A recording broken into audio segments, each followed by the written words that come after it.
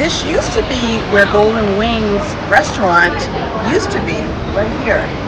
But as you can see, it's all been uprooted.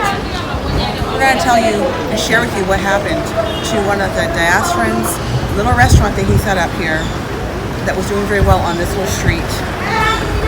Today we're talking to an owner and entrepreneur that recently relocated to the Gambia. His name is Malik. He is the owner and proprietor of Golden Wings. How are you today? I'm okay. Nice to meet you.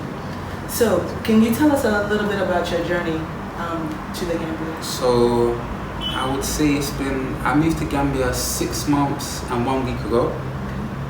And actually no, it's exactly 6 months, it's the 13th today, so it's exactly 6 months ago. I came here, I kind of had a plan on what I wanted to do. I came here once on holiday a year ago, and I said to myself, I want to bring kind of like things that I've seen like service-wise to the Gambia that I see a missing market.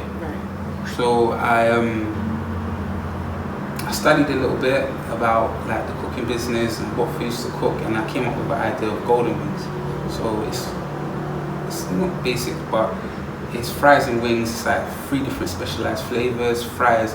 And I said I was going to start small and expand it and try and make a franchise in essence. So I started my journey. I built like a container. Like I actually found, luckily, just walking around, talking to people, I found a mechanic that can make me a container with specialized grills, the fries and everything like that. So we worked on the design, built a container, and like the next step was to find a place to put it. So after doing market research, I found a place to put it in Bruceby Phase 1, turntable. Met the landlord. Originally, the first landlord actually, I had a bumpy road. The first landlord, he overcharged me. That's a common thing. Yeah, a common thing when they see you as a foreigner or a two-bad, which is either like what they class as a white person, even though I'm black, it's kind of weird to be called a white person. That they'll kind of overcharge you for things. Right. So yeah, the first landlord I met to put my container down after I'd done my designs and everything like that, my market research, leafleting, he overcharged me.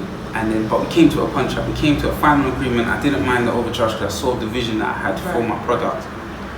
And as soon as I went to put down my container, so like basically it's a self-made container, we fry the chicken, you know, like how they do the caravan stuff. Right, in the States. Yeah, the vans. Instead of moving one, we wanted to have one that's cemented and permanent in one place. And yeah, got there. There's another person selling in our area, so we was having a discussion with the person. It's like, look, you got to kind of move on. I'm paying for the spot, yeah.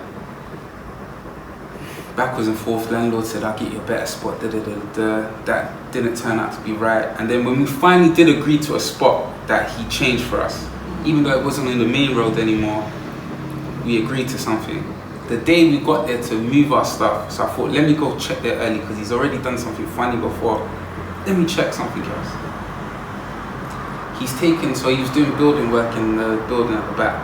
He's taken all the rubble and put it in the place where I'm meant to be putting down my thing. So I'm saying to him, what am I meant to do with this? This is blocking up the stuff. He's like, you have to move it from there to my house where I need it, and you gotta pay for it. No. Backwards and forth, but I'd already paid a year's deposit. Right.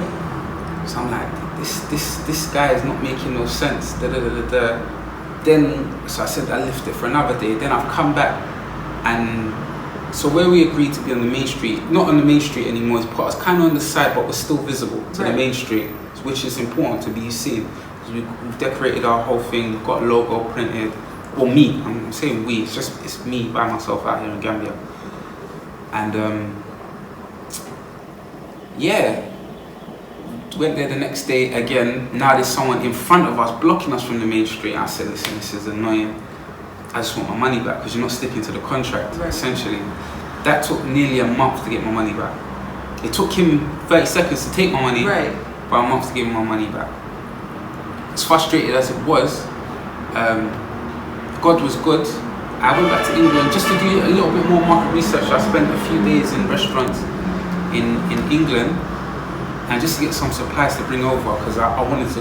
I now seen the vision.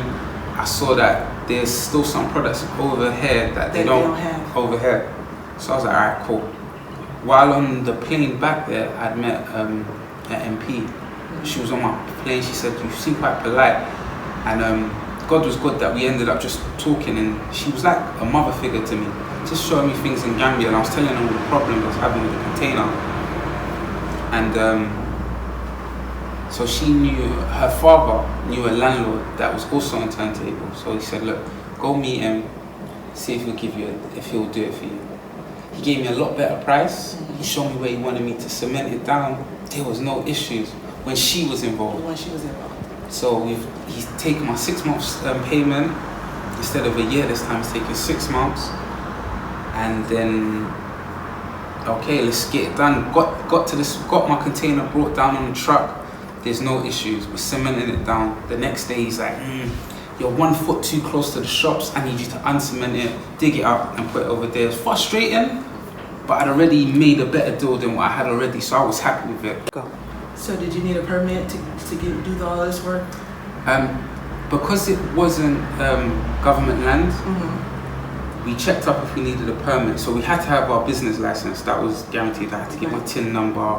I had to go and register my business, but I already had my business. So when I first came here, I'm a qualified boxing coach.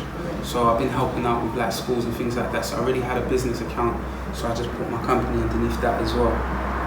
But yeah, when you come here, you have to follow the rules just in case. I mean, you can do things under the radar, but you don't want to be doing anything illegal over here. You do want to be paying taxes. Was it relatively simple to get the business license set up? Did it require a lot from you? It was. So getting the TIN number and everything like that, I didn't know where to go. It's not really clear on the internet as well. The only reason why I made it difficult because I had to pay a Gambian to show me where to go, which is annoying. But once I figured it out, I could. And if anybody ever needed help, I could tell them what to do, just like that. Just all you need is your passport, photos, your alien card, and you go get your TIN number, register that, register a bank account, then you go and register your business. So, like for me, that was quite just a 2-day job. So it didn't take that long. But I've been during this time, I've been waiting to kind of put my container in a place. Like I knew I'm gonna sell this, so I had that vision in mind. And so yeah, we put down the container. Landlord's agreed to it. He signed it. It's on his property, so it's not on the road. It's on his property. So we thought. I'll get to that. So did you hire local staff? Oh yeah, my first staff that I had was 3 young girls. I was 23. I saw that a lot of like the Lebanese businesses. I went to go find out how much they was paying a month. I doubled it. And that's generally what we want to do. We realize that the wages here aren't enough. It's not sustainable. So I doubled it, and because I knew my vision, and I'd already broke down to the girls like, listen, if you stay loyal to this, my expansion idea, I'm not sticking here in one container and making my money off of that. I don't care if I make profit off of it right now. Right. I will in the end, because I've seen them. I've studied what other people have done, and I'm bringing this to Africa. Right. This is gonna. I'm not here to just be local in one spot and turntable. I'm going global with this. That's my mission. It still is. Even if it takes a little bit longer now, it is what it is. First day, sellout. We had so many people that came and supported, and then once they saw the support that we had, majority of my customer base were Gambians, because my pricing is quite realistic. Like I do a $100 box and a $200 box, and you get a full filled up box. And so compared to like the prices what I saw, that's why I tried to not go to Senegambia. I see the prices that they sell at those prices, and I'm not here for just to basically try to take from from the two bags simply because you can. Yeah. So that's what I was. We blew up. I can't lie. We was one of the most popular things in that little strip where we was. Every day we had a line. It's always sold out. Then a couple weeks in, and that's when the bomb dropped.